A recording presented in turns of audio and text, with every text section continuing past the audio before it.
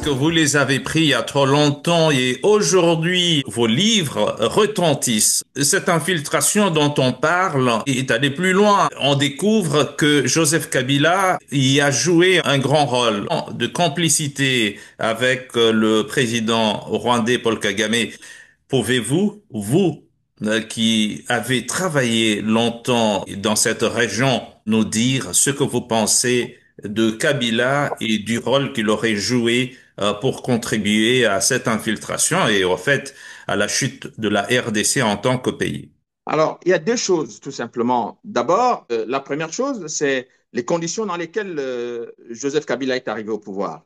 Joseph Kabila est arrivé au pouvoir à la suite de l'assassinat de Laurent Désiré Kabila, dont on nous a dit qu'il était son père et dont on nous dit aujourd'hui qu'il n'est pas vraiment le fils. Bon, donc là encore, une fois de plus, je pense que les Congolais ont eu tort de ne pas ouvrir ce débat pour aider les Congolais à comprendre effectivement si Joseph Kabila est le fils ou non de Laurent Désiré Kabila. Vous voyez que ce débat a été escamoté, que ce soit par les parlementaires ou par les sénateurs congolais. Le débat n'a pas eu lieu. La deuxième chose, c'est que moi, pour dire les choses encore de façon précise, c'est que après les accords de Sun City en 2003, on a proposé tout ce système qui a consisté à introduire des Rwandais dans l'armée congolaise en disant que c'était des Congolais de l'Est, etc. et tout ça.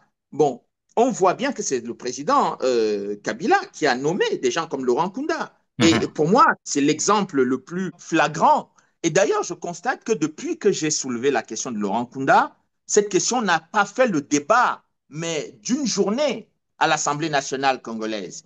Moi, je découvre dans mes enquêtes que celui qui était considéré comme le porte-parole des Tutsis congolais à l'est du territoire congolais, en la personne de M. Laurent Kunda, qui a mené une guerre atroce où il y a eu des massacres et des viols massifs de population à l'est du territoire congolais, je découvre en faisant mon travail un rapport confidentiel de la MONUC. Et dans ce rapport confidentiel de la MONUC, les experts de la MONUC disent que M. Laurent Kunda était sergent dans l'armée rwandaise et il est devenu général dans l'armée congolaise nommé par le président Joseph Kabila. Je ne crois pas que M. Joseph Kabila, qui est lui-même militaire, eh bien, il peut nommer un général sans avoir son background dans l'armée congolaise et sans avoir l'origine, la nationalité réelle de ce monsieur. Donc, il me semble qu'en général, avant de nommer quelqu'un dans l'armée, on fait une enquête. À l'enquête, il y a des enquêtes de moralité. Il y a également une enquête sur son parcours et sur sa loyauté vis-à-vis du Congo. Bon, voilà donc un Laurent Kunda qui a été nommé général dans l'armée congolaise sans avoir une seule idée sur sa moralité, parce que ce qu'on a vu en termes de viol, de massacre, etc., ce n'est pas ça qu'on demande à un officier congolais de faire à ses propres populations. Deuxièmement, ce sont quand même les Nations Unies qui nous disent que M. Laurent Kunda n'est pas congolais, il est rwandais. Eh bien, quand je rends public ces informations, je me rends compte que c'est le silence le plus total en République démocratique du Congo. Il y a la question est posée par certains journalistes dans les médias, mais au niveau de la représentation nationale, c'est le silence le plus total. Donc, j'ai compris à travers cette expérience-là que j'ai vécu, moi personnellement, qu'il était très compliqué pour les Congolais de parler des étrangers qui sont infiltrés dans leur armée. Et on voit également qu'il est très compliqué pour les Congolais de parler, mais je dirais sereinement, de Joseph Kabila. C'est-à-dire que est-ce que M. Joseph Kabila a fait ses études au Congo ou en dehors du Congo et à quel moment il est rentré dans l'armée congolaise, en venant d'où, dans quelles conditions, dans quelles circonstances. Tout ce débat-là a été complètement occulté par les Congolais eux-mêmes. Et bien, ceux qui osaient poser ce genre de questions étaient considérés comme des gens extrêmement dangereux, qui développaient la haine ou qui développaient... Mais je ne vois pas ce qu'il y a de haineux pour avoir un CV complet détaillé de quelqu'un qui dirige un pays pendant 18 ans. Troisième élément, je me rends compte également que lorsque on a vu M.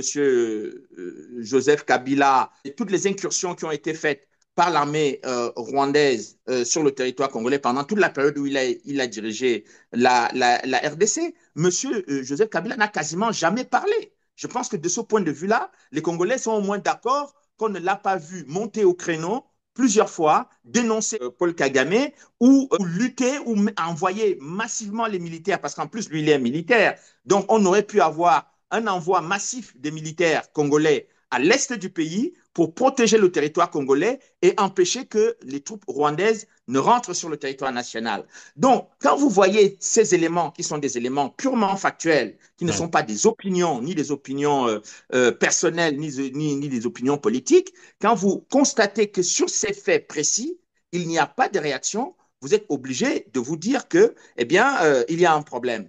Et pour finir sur ces points-là, ce qui m'a beaucoup surpris, c'est de constater que quelqu'un qui a été président de la République pendant 18 ans, eh bien, se retrouve à la tête d'une rébellion contre le pays qu'il a dirigé. Alors Ouais. ça, si j'avais des doutes dès le début sur M. Joseph Kabila, là, je dirais totalement convaincu Ouais. qu'il y avait un problème entre M. Joseph Kabila et la République démocratique du Congo. Parce que quand vous cessez, vous ne trouverez aucun chef d'État en Afrique qui a Mhm. dirigé son pays pendant 10 ans, 15 ans, 5 ans, 8 ans, 20 ans, qui va prendre la tête d'une rébellion avec des milices étrangers qui sont à la tête de cette rébellion contre le pays qu'il a dirigé. En général, un chef d'État devient, je dirais, médiateur dans des conflits ou il aspire à prendre la tête de la francophonie ou diriger les Nations Unies ou des choses de ce genre. Mais c'est-à-dire des institutions quand même nobles où on va militer pour la paix. Mais celui-là qui va prendre la tête d'une rébellion et qui joue sur un territoire qu'il a gouverné avec des armes, alors qu'on sait qu'il est venu par les armes, eh bien, tout cela n'a fait que continuer à m'intriguer beaucoup, et je ne suis pas le seul à être intrigué. J'ai entendu beaucoup d'amis en Occident me dire, mais c'est quand même curieux comment les Congolais réagissent face à ce genre de situation.